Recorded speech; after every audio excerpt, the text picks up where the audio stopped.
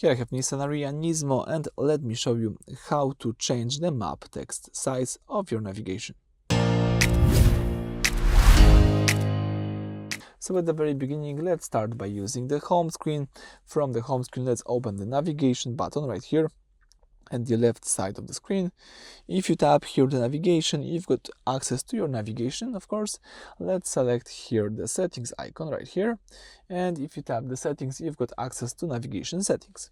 So let's choose here the first option, which is map settings. Then if you scroll down, you'll see the map text size. Right now I'm using the medium, but if you tap small, you will see the small navigation. Let me show you small navigation text size, but you can go back here by using map settings and by tapping here the map text size, and you can change it to large. Here you've got the large text, you've got here medium, and in my case maybe I will use the medium one.